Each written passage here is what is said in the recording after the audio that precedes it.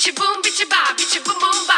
Bici boom, bici ba, bici boom boom ba. Bici boom, bici ba, bici boom boom ba. Bici boom, bici ba, bici boom boom ba.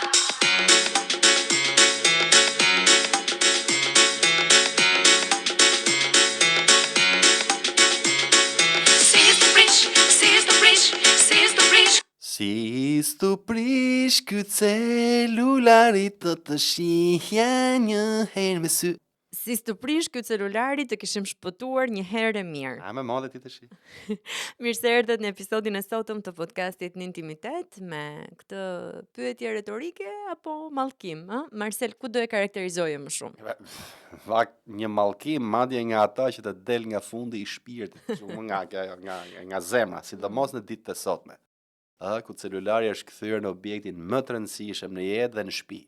Dhe varësia moderne më e fortë sot është pikërisht ndaj ekraneve. Po në fakt nuk do ta thoja siç e the ti, do ta thoja me një përshpirtje që meriton ky mallkim.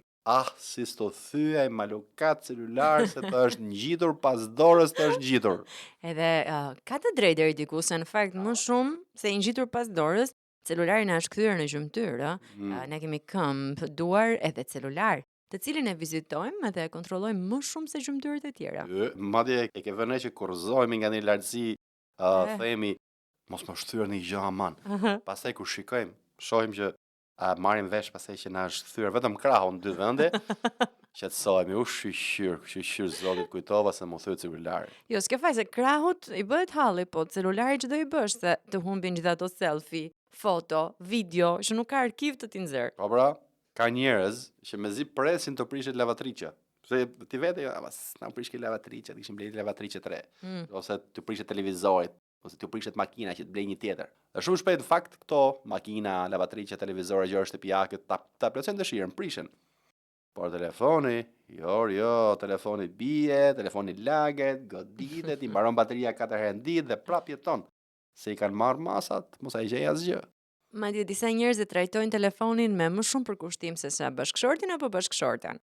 Telefonit i vendosin cover, i vendosin gjë mbrojtës, i vendosin antivirus, karikus rezerv, ndërsa bashkëshortit i thon, shiko tash, mos fol tash se po shoh diçka. Dhe aty çan duke parë.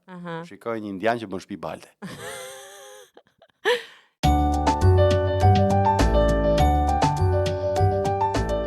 Që u mor vesh se do të flasim për varësinë ndaj ekraneve, por a e dini se kjo varësi ka rënje tek një mallkim i lashtë në veri të Shqipërisë? Mos më thuaj. Apo të them. Të paktën këtu e 200 vjet Danila, ndoshta edhe më shumë se ti vjen nga zonat e thella të jugut, në zonat e thella të veriut. Tash ti ja të thella, po nga mbi Shkodra, Puka, përdore një mallkim që ishte shumë i zakonshëm. Dhe mallkimi ishte ti folsh me gishta. Okay. Ai i referoi njerëzve që donin gjysë ore të nxjishin një fjalë nga goja. Edhe thoshte po ti folsh me gishta. Dhe ja, shikoni sot, njerëzia flet vetëm me gishta. Messenger, WhatsApp, komente, scroll, mesazhe vetëm me gishta. Nuk përdorin më gjuhën. Gjuha e ka humbur fare funksionin dhe po ta vësh re njerëzit edhe kur flasin, kanë studio televizive, i ketë ftuar, i kanë parlament kudo, edhe kur flasin, fjalori i tyre nuk i kalon 300 fjalë.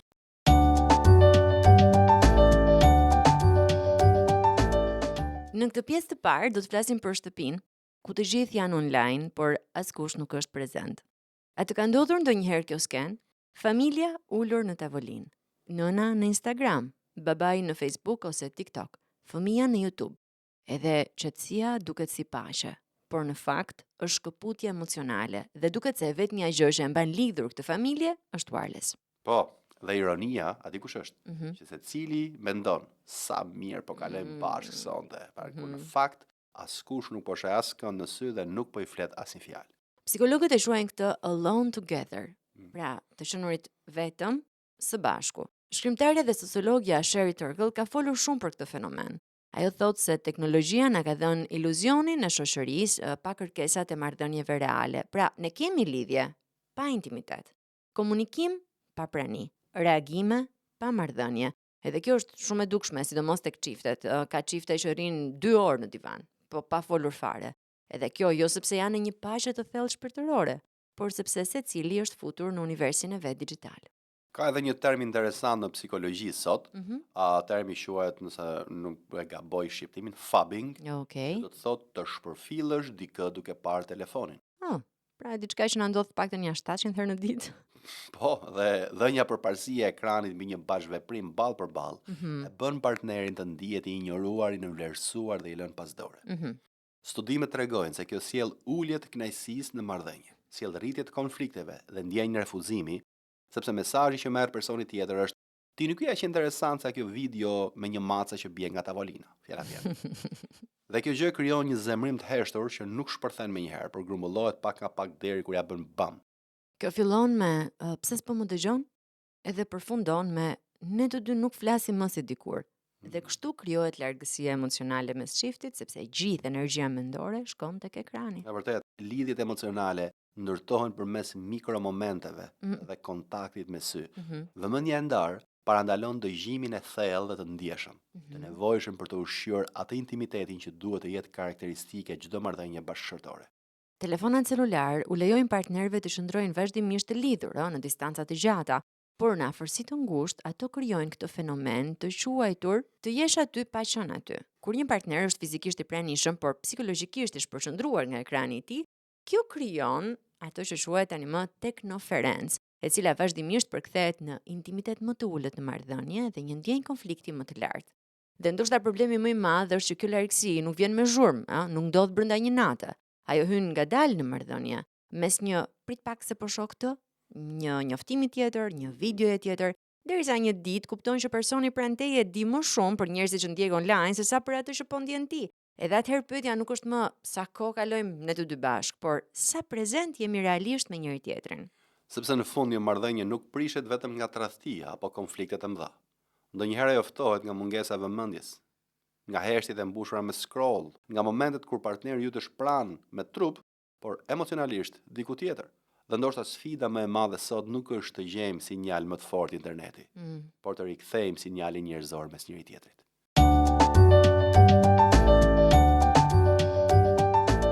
Mos rini në telefon, thot prindi që është në telefon. Një nga problemet më të mëdha është standardi i dyfish tek fëmijët. Prindi thot fëmijës, mjaft me telefon. Po, sa herë kemi thënë këtë? Dhe këtë ja thot pa ngritur kokën nga telefoni. Edhe sa herë kemi bërë këtë? Mos na pyet fare. Studimet tregojnë se fëmijët nuk mësojnë kryesisht nga ajo që u themi, por nga ajo që shohin tek ne. Psikologu Albert Bandura foli për teorinë e modelimit social me fjalë të thjeshta. Fëmijët imitojnë. Pra, nëse babai kontrollon telefonin çdo 2 minuta, mos prit që djali të lexojë enciklopedi me shëri në dorë. Edhe problemi nuk është vetëm koha, është prania emocionale. Ka prindër që janë fizikisht në shtëpi, por menderisht në Reels. Një fëmijë mund të harrojë lodrën që ja bleve, por nuk e harron ndjesinë që kishte kur po të fliste dhe ti nuk e dëgjoje sepse po scrolloje. Dhe kjo krijon një kontradikt shumë të madhe Denila tek fëmijët. Nga njëra anë i thuhet mos rri gjithë ditën në telefon, siç e them unë. Nga ana tjetër, ai sheh që telefoni është objekt më i rëndësishëm në shtëpi, është vazhdimisht në dorën time. E gjej veten shumë shpesh. Mendoj që shumë prindër e gjejnë fatkeqësisht. Është gjëja që ndërpret bisedat, pra celulari, është gjëja që ndërpret bisedat, darkat, pushimet, madje edhe momentet më emocionale në familje. Dhe fëmia mëson një mesazh të hershtur përmes kësaj. Ekrani ka më shumë rëndësi se personi përballë. Ka një moment shumë të trishtë që ndodh shpesh sot. Fëmia thot: "Mami, shiko." Edhe prindi përgjigjet automatikisht: Po të shoh." Pa ngritur fare syt nga telefoni. Në atë çast, fëmia nuk po kërkon vetëm vëmendje, ai po kërkon lidhje, po kërkon të ndihet i parë. Edhe kur kjo mungon vazhdimisht, fillon të krijohet një boshllëk emocional që më vonë shfaqet si zemërim, mbyllje në vetvete ose varësi edhe më e madhe nga ekrani. Dhe kjo ndodh sepse ironikisht fëmijët që ndihen emocionalisht të shkëputur në familje shpesh kërkojnë ngushëllim pikërisht tek pajisjet që po i largojnë nga familja. Telefoni bëhet arratisje. Sepse ne shikojmë që fëmia vazhdimisht është i ngjitur pas telefonit, por telefoni është kthyer në arratisje për fëmijën pikërisht për shkak të kësaj. Tableti bëhet dado emocionale. Dhe kështu krijohet një cikël ku secili izolohet në ekranin e vet, ndërkohë që jetojnë në të njëjtën çati. Dhe ndoshta gjëja më e frikshme është që kjo duket normale. Nuk ka britma, nuk ka dram. Shtëpia duket e qetë. Por është zoti celularit që na ka krijuar këtë paqen e bukur, nuk fëmijët nuk kërthasin, fëmijët nuk ndërhyjnë në jetën tonë dhe ne kemi këtë pikë. Është një reaty që na duket e nevojshme. Por është ajo lloj qetësie ku askush nuk lidhet realisht me askënd. Një qetësi me Wi-Fi të fortë dhe komunikim emocional shumë të dobët. Në vërtet. Nuk po themi që teknologjia është armike, se ndoshta duke folur kaq gjatë për teknologjinë si armik, në fakt nuk kemi duke thënë se ajo është armike. Problemi fillon kur ajo zë vendin e marrëdhënieve, pra është tek ne. Kur telefoni bëhet për ne më interesant se biseda me fëmijën, kur njoftimet marrin përparësi ndaj momenteve që nuk kthehen më, sepse fëmijëria nuk ka refresh. Ta themi me të gjuhën teknologjike. Nuk ka replay për vitet kur fëmia donte vetëm 5 minuta vëmendjen tënde të plotë. Edhe ndoshta zgjidhja nuk fillon me aplikacione kontrolli prindëror apo me konfiskim telefonash, fillon me shembullin, me një prind që di ta lër telefonin më njan edhe të jetë realisht prezent. Thot mjaft, stop sot.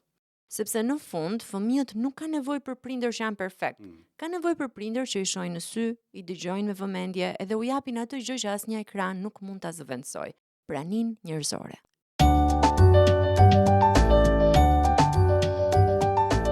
Pyetja është, pse telefoni na thith kaq shumë? Na thith kaq shumë, mirë e thash, na tërheq kaq shumë. Në fakt thoja na thëthin. Na thëthin. Mirë e kishte. Na përthith. Ashtu. Edhe ka një përgjigje patjetër për këtë. Telefoni është ndërtuar për këtë punë. Tani aplikacionet janë dizenjuar që të na mbajnë vëmendjen tonë, të jemi të fokusuar aty, pra ka drita, ka ngjyra, ka tinguj. Çdo detaj që është i përfshirë është projektuar sipas asaj që truri ynë është i tërhequr më së tepërmi. Neurologët flasin për dopaminën, atë kimikatin e shpërblimit në tru. Çdo notification, like, video e re krijon një mini shpërblim neurologjik. Edhe truri fillon të kërkojë vazhdimisht të shikuarit çdo sekond, se kush të komentoi, kush të bëri like, sa ndjekës mori postimi yt që e hodhe para 8 minutash dhe që mund ta kesh parë një 80 herë. Kjo është fantastike, kjo ndodh me gjithë njerëzit. Që rrin shikojnë diçka, janë fokusohen aty. E mori dhe një, e mori dhe një tjetër, dhe duket kjo bëhet jo e më rëndësishme ditës për ta. Pra telefoni nuk është thjesht mjet, është një makinë që garon për vëmendjen tonë. Dhe problemi më i madh është që vëmendja është forma moderne e dashurisë. Duhet ta dëgjoni edhe një herë tjetër këtë gjë. Vëmendja është forma moderne e dashurisë. Sepse aty ku shkon vëmendja, shkon zemra.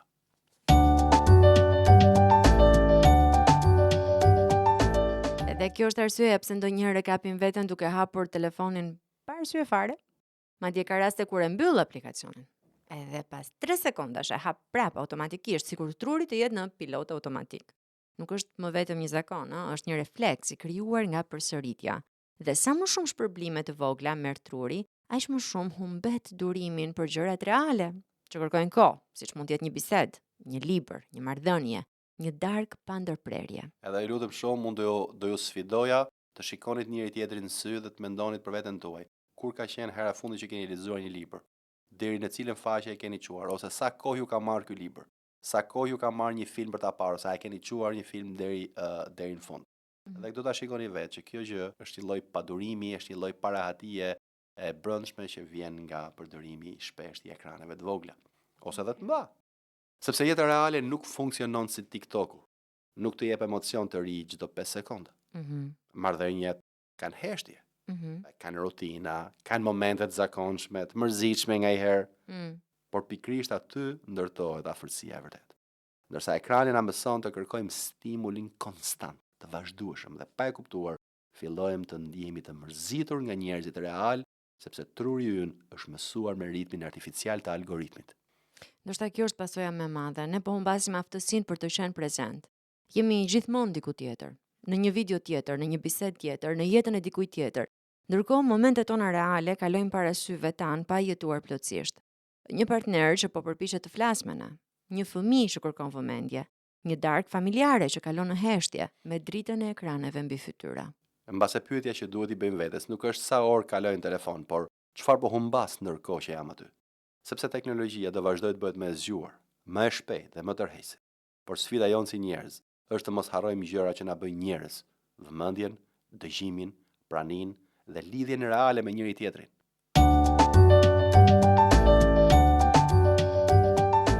A e dini se Bibla na flet shumë për këtë varësi moderne, përpara se të habitini apo të më merrni për të shkarë? Me lejoni t'ju sqaroj se Bibla nuk flet për iPhone apo TikTok, por flet shumë për zemrën dhe për atë që na kontrollon. Tek 1 Korintasve 6:12 thuhet: gjithçka më lejohet, por nuk do bëhem skllav i asgjëje. Edhe kjo është pyetja kyçe. A e përdor unë telefonin apo telefoni po më përdor mua? Shpesh herë në jetën tonë, në mënyrë tragjike, kujtohemi se po jetojmë si sklever të teknologjisë, apo më keq akoma si kafshë shtëpiake të celularëve dhe iPodëve tanë. E them këtë sepse më erdhi ndërmend një imazh që kam parë në Facebook në lidhje me këtë. Në njërën pjesë të fotos është një njeri duke mbajtur për litari qenin e tij, ndërsa në pjesën tjetër të fotos është njeriu që mbahet i lidhur nga celulari i tij përmes litarit të karikuesit. Po ashtu, Efesianëve 5 flet për shfrytëzimin e kohës. Sepse çfarë është koha? Ajo është as më shumë e as më pak se vetë jeta jonë. Prandaj, herën tjetër mos thuaj sa kohë kalova sot në celular, por sa jetë shpenzova sot në celular. Njerëzit kalojnë mesatarisht rreth 4 deri në 5 orë në ditë duke përdorur vetëm celularët. Nëse përfshihen dhe pajisjet e tjera, kompjuter dhe televizor, kjo kohë kalon në rreth 6 orë 40 minuta në ditë në shkallë globale. Koha varion ndjeshëm në bazë të vendeve dhe grup moshave. Brezi i ri, Gen Z, kalon mesatarisht 9 orë në ditë para ekraneve. Të rinjtë e grup moshës 16-24 vjeç janë përdoruesit më të mëdhej, ku përdorimi shpesh dominon nga platforma video dhe rrjetet sociale. Dhe siç e thamë edhe më lart, ndonjëherë ne nuk po humbasim vetëm kohë, po humbasim momente që nuk thehen më. Fëmia që donte të tregonte një vizatim, gruaja që donte të fliste për ditën e saj, burri që kishte nevojë të dëgjohej. Të gjitha këto mund të mbyten nga një ekran i vogël. Bibla flet shumë edhe për pranin. Jezusi, kur ishte me njerëzit, ishte realisht me ta. Ai i shihte njerëzit në sy, i prekte, i dëgjonte, bisedonte me ta, u jepte këshilla, qeshte, qante, gëzohej, hidhërohej me ta. Nuk jetonte i shpërndar mendërisht. Shpërndarja e vëmendjes është një nga tiparet kryesore të brezit të sotëm. Ata bisedojnë me ty ndërkohë që po shohin një video, po chatojnë me 5 njerëz të tjerë njëkohësisht, të njëjtën gjë bëjnë ndërsa shohin një film apo ngasin makinën. Bibla flet edhe për idhujt. Jo vetëm statuja për i guri, druri apo metali, por çdo gjë që fillon të zërë vendin që duhet i përkas Zotit, familjes dhe marrëdhënieve tona. Dhe ndonjëherë pa e kuptuar fare, telefoni bëhet gjëja e parë që prekim në mëngjes dhe e fundit që lëm në darkë. Ai fillon të kontrollojë humorin ton, kohën ton, fokusin ton, madje edhe paqen ton.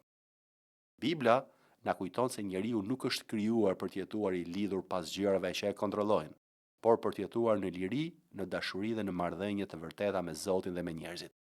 Teknologjia mund të jetë një mjet i mirë, por kur ajo fillon të marrë zemrën, kohën dhe vëmendjen tonë më shumë se sa njerëzit që kemi pranë, atëherë është momenti të ndalemi dhe të pyesim veten, kush po e drejton jetën tonë?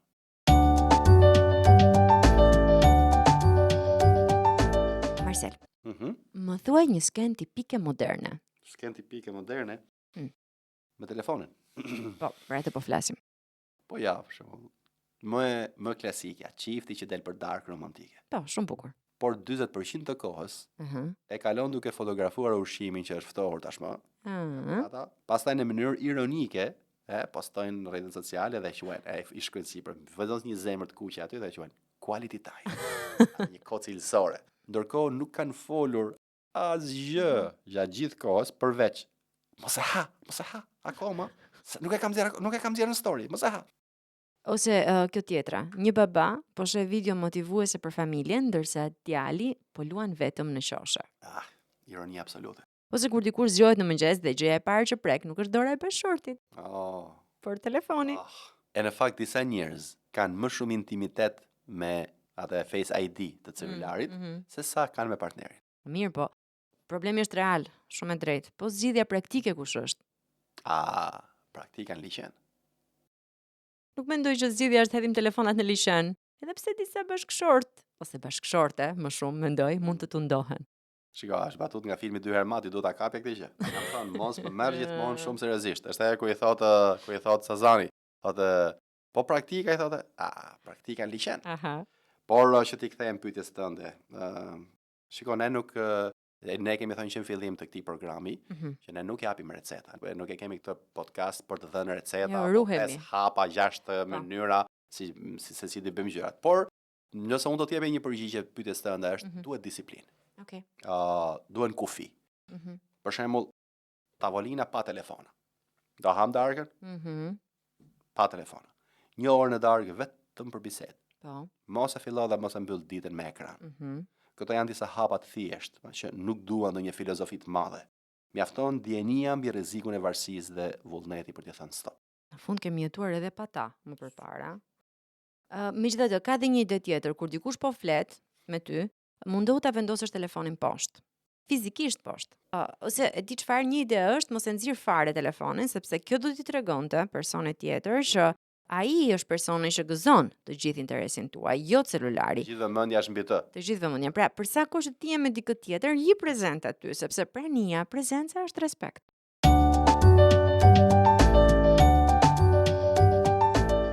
Ndoshta pyetja nuk është si s'tu prish apo si s'mu prish ky celulari, por çfarë po prishet në jetën time ndërkohë që telefoni vazhdon të punojë perfekt. Sepse ndonjëherë bateria e telefonit është 100%, por marrëdhënia është vetëm 3%. Edhe ndoshta sot është dita për të ngritur kokën nga ekrani dhe për të parë njerëzit që kemi pranë. Faleminderit që na dëgjuat. Nëse ky episod ju foli, ndajeni me dikë që ndoshta po bën scroll edhe tani.